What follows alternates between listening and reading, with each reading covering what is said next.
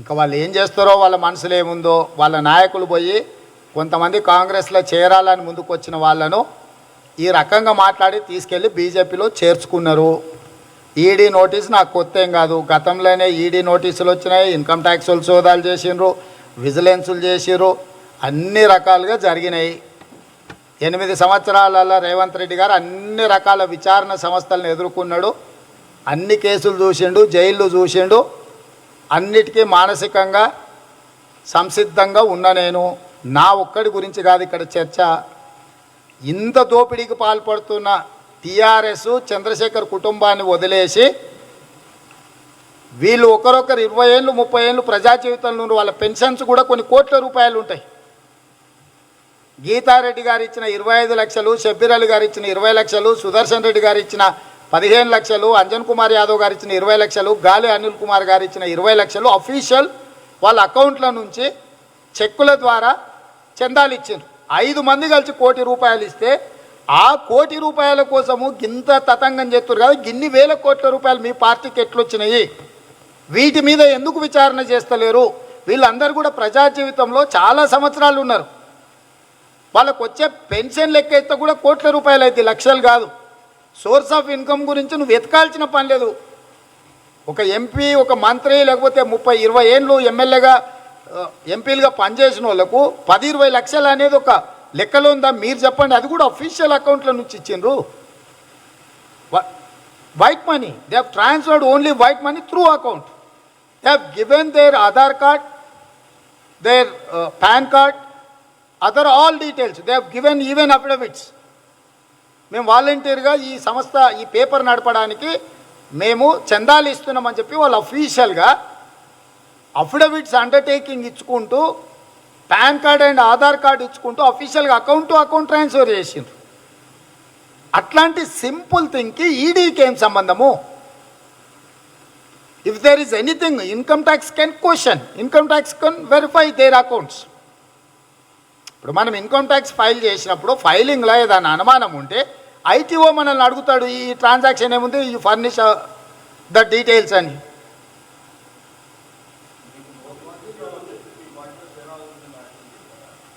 మా పార్టీలో చేరాలనుకుంటున్న నాయకుడి దగ్గరికి ఈ మధ్య ఫిరాయింపుల కమిటీలో క్రియాశీలకంగా పాత్ర పోషిస్తున్న ఒక నాయకుడు వెళ్ళి, తొందరలోనే కాంగ్రెస్ పార్టీలో ఎవరిని ఉంచము, ఢిల్లీలో మేము లిస్ట్ ఇచ్చి వచ్చినాము, వాళ్ళు మాకు చెప్పారు తొందరలోనే కాంగ్రెస్లో ఉండే నాయకులకు అందరికీ ఈడీ, ఇన్కమ్ ట్యాక్స్, సిబిఐ కేసులలో ఇరికిస్తాము, రేవంత్ రెడ్డితో సహా తొందరలోనే ఇట్లాంటి కేసులు ఎదుర్కోబోతున్నారు, కాబట్టి నువ్వు అందులో చేరితే నీకు కూడా ఈ ప్రమాదం ఉంది, కాబట్టి నువ్వు బీజేపీలోకి రా అని చెప్పి ఆ నాయకుడు చెప్పి అతను తీసుకెళ్ళి బీజేపీలో చేర్చుకున్నాడు.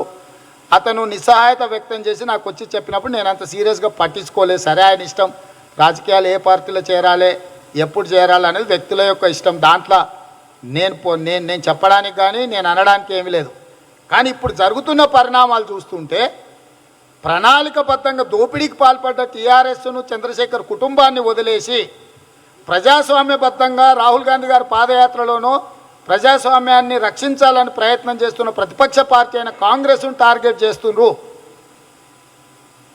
చిన్న అమౌంట్స్ కోసము విచక్షణారహితంగా ఈడీ విచారణ చేయడం ఏంది, పిలిపించడం ఏంది, బెదిరించడాలేంది, ఈ విషయాలన్నీ కూడా తెలంగాణకు సమాజంకు చెప్పడం నా బాధ్యత. పిసిసి అధ్యక్షుడిగా ఎలాంటి ఒడిదుడుకులనైనా, ఎలాంటి విపత్కర పరిస్థితులనైనా ఎదుర్కోవడానికి మేము సిద్ధంగా ఉన్నాం.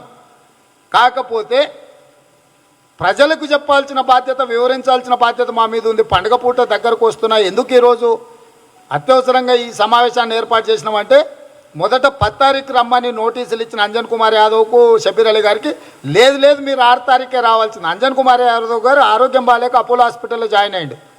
నువ్వు హాస్పిటల్ లేదు, నథింగ్ డూయింగ్, నువ్వు రమ్మంటారు. ఆయన ఎంత సివియర్ కోవిడ్ ఇది ఎదుర్కొన్నాడో మీకు అందరికీ తెలుసు. చావు బతుకుల మధ్యలో చాలా రోజులు అపోలో హాస్పిటల్లో ఉన్నాడు అంజన్ కుమార్ యాదవ్ గారు. ఆయన కోలుకోలేదు, ఆయన ఆరోగ్యం బాగాలేక అపోలోలో ఉండి, నేను అపోలోలో ఉన్నా, నేను పండుగ తర్వాత వస్తాయి, ఒక 1 వీక్ నాకు డాక్టర్స్ రెస్ట్ తీసుకోమన్నారు అని చెప్తే, నథింగ్ డూయింగ్, నువ్వు రమ్మని ఆదేశాలు ఇచ్చి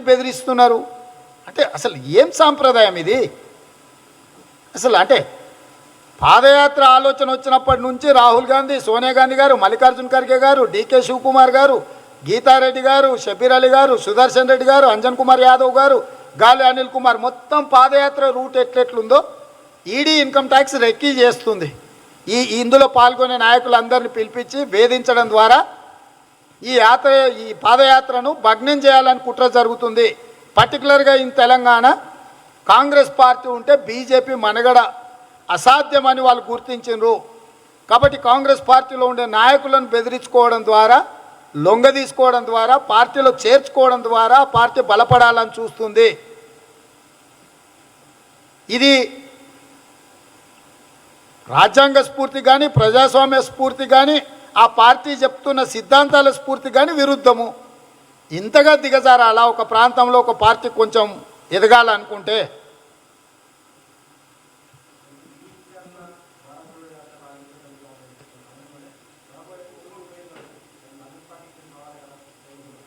డెఫినెట్గా ఎదుర్కొంటాం. అన్ని ఎలక్షన్లు ఎదుర్కొన్నట్టే ఎదుర్కొంటాం. ఎలక్షన్లు కాంగ్రెస్ పార్టీ కొత్తగానా? ప్రజాస్వామ్యం వచ్చినాక 75 సంవత్సరాలలో ఎన్నో జనరల్ ఎలక్షన్స్, బై ఎలక్షన్స్ ఎదుర్కొన్నాం.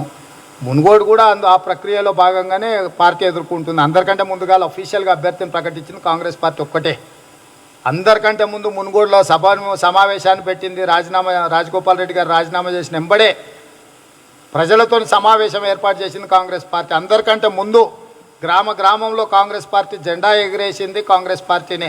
ప్రతి గ్రామంలో ఈరోజు ప్రజల దగ్గరికి వెళ్ళి రెండు అధికార పార్టీలు అచ్చోసిన ఆంబోతుల్లాక కొనుగోలు ప్రక్రియకు తెరలేపి ఏ రకంగా అపహాస్యం చేస్తుండ్రో అంటే అక్కడ జరుగుతున్న పోటీ అభివృద్ధి జరగడం లేదు, ఆలోచన మీద జరగడం లేదు, కొనుగోళ్ల మీద పోటీ జరుగుతుంది.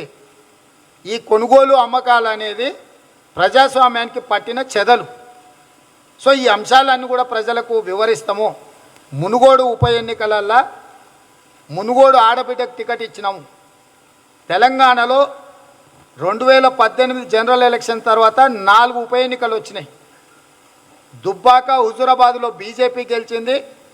హుజూర్ నగర్ అండ్ నాగార్జున సాగర్లో టీఆర్ఎస్ గెలిచింది. ఆ రెండు సీట్లు గెలిచినా తెలంగాణ సమాజంలో చిన్న మార్పు కూడా జరగలేదు. కాబట్టి కాంగ్రెస్కు ఒక్క ఛాన్స్ ఇవ్వండి. ఈ రెండు పార్టీలకు, ప్రభుత్వాలకు గుణపాఠం చెప్పడం ద్వారా తెలంగాణలో గుణాత్మకమైన మార్పు తీసుకురావడానికి మునుగోడు ఎన్నికలు పనికొస్తాయి.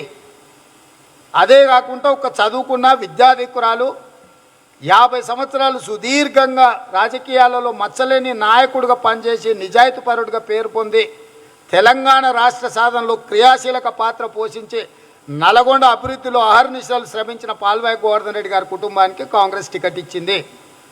ప్రజలతో వాళ్ళకున్న సంబంధాలు, వాళ్ళ నీతి నిజాయితీ, పార్టీకి ఉన్న లాయల్టీని చూసి ఒక ఆడబిడ్డకు టికెట్ ఇచ్చినాం. కాబట్టి మునుగోడు ప్రజలకు నేను విజ్ఞప్తి చేస్తున్నా, మునుగోడు ఆడబిడ్డకు ఒక్క ఛాన్స్ ఇవ్వండి. ఈ ఒక్క ఛాన్స్ తెలంగాణ ప్రజల యొక్క భవిష్యత్తును మార్చడానికి ఉపయోగపడుతుంది. 4 ఉప ఎన్నికలలో 2 ఉప ఎన్నికలలో బీజేపీ గెలిచింది, 2 ఉప ఎన్నికలలో టీఆర్ఎస్ గెలిచింది. కానీ తెలంగాణ ప్రజలకు ఒక్క పైసా కూడా మేలు జరగలేదు. కాబట్టి కాంగ్రెస్కు ఒక్క ఛాన్స్ ఇవ్వండి. ఈ రెండు ప్రభుత్వాలను నిలదీసి పనిచేపించే బాధ్యత కాంగ్రెస్ పార్టీ తీసుకుంటుంది. హాయ్ ఫ్రెండ్స్, మా టుడే టుమారో యూట్యూబ్ ఛానల్ చూస్తున్నందుకు చాలా థ్యాంక్స్. మరిన్ని లేటెస్ట్ వీడియోస్ కోసం వెంటనే సబ్స్క్రైబ్ చేయండి. అలాగే ఈ బెల్ని కూడా రింగ్ చేసేయండి. మా నోటిఫికేషన్స్ అన్ని మీ మొబైల్లో వస్తాయి. అలాగే మా వీడియోస్ మీకు నచ్చితే లైక్ చేయండి, షేర్ చేయండి, నచ్చకపోతే కామెంట్ చేయండి.